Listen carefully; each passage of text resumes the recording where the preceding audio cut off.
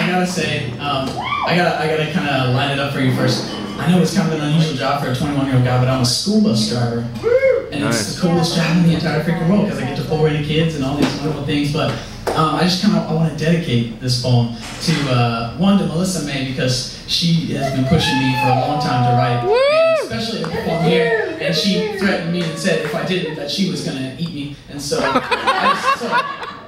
so here I am. But also, on a serious note, I want to dedicate this to anybody who has ever loved a kid that wasn't theirs, and I'm telling you, if you don't have a chance to do that, you really should. It's a wonderful, wonderful feeling. So, needless to say, this poem is, I don't know, maybe it's called Liberty, maybe, after a little girl who rides my bus named Liberty. It goes like this.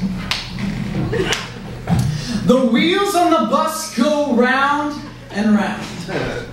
And around and round and round and round. Those wheels on the bus, they go round and round. All through the town, every single day, from 7 to 9 in the morning and 2 to 4 in the afternoons, Monday through Friday, except for fall break, Thanksgiving break, Christmas break, spring break, summer break, Columbus Day, President's Day, and parent-teacher conferences. But the rest of those 181 days, those are the days I get to see the most beautiful faces on this side of the dropout rate. From Rhett to Nathan to Savannah to Zylexion and Zalexionia, yes, they're sisters, the preacher's daughters who have a little brother named Jaden who I had to kick off the bus because he can't seem to find the problem in screaming the word faggot out the window. Oh. But for 20 minutes each day, these amazing creatures are captured in the lenses of time with flash bulbs showing more than you want to see in an aperture set to, hey, look what I just learned to do. And it's in these 20 minutes I've counseled more kids than I would like to admit. To admit that, yeah, on our shuttle from Red Oak to Fairview today, Alyssa told me that no longer will she be able to speak to her father. And she whispers cries of injustice. The same injustice that her mother can't seem to comprehend because she's so focused on the fact that she hasn't got her last 3 checks in the mail from a father. A father who is so broke, but he's rich in love. A father who wants to kiss his daughter's cheek before she falls asleep at night. The same father who prays to God to stop having nightmares of Alyssa's mother standing in the door in the dimness of the porch light, serving him divorce papers over and over and over again. And you would think after 3.5 years the look on her face would change. A scowl she just knew would go away, but it hasn't even yet began to fade. And nobody even wants to talk about these things though. No one would dare step on the toes of Elizabeth, and a beautiful little 5-year-old girl whose mother will one day have to explain the word widow to her. Because one day, Daddy ran into a burning building to do his job and didn't come back out. No one would dare step on Brittany's father's grave with the soldiers surrounding it looking into the dimness of the unjust sky, with a rifle in his hand giving a 21-gun salute, still stumbling over the last letter of the word beauty. Why? Why? Why? Because Lieutenant, it's your civil duty. And he replies with all due respect, sir. I never intended to play God on the day that I signed up because I needed extra college money.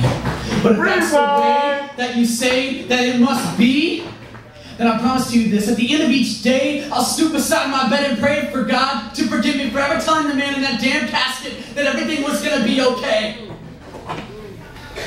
Mr. Bus Driver, why does my daddy look at me like I'm a chore instead of a blessing?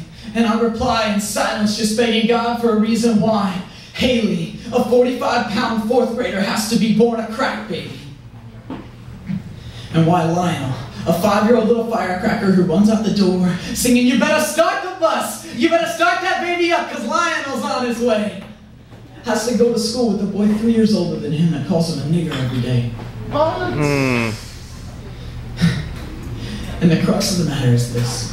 I drive anywhere from May to Santa Fe, picking up baggage and pain along the way, from 12th to 89th, dragging broken homes and born into addictions along the line, and it's Liberty.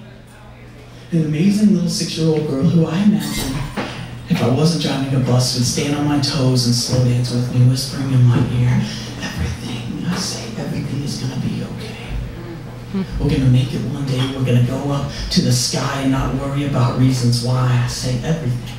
Everything is going to be okay, and to that, my declaration is this. No longer can we live in this woman of a world turned whore. No longer can we search for a third door. No longer can we blame it on the Beelzebub of the East called war. Let's just bite the bullet, because we can't say things like, it's just the broken world we live in anymore. Damn.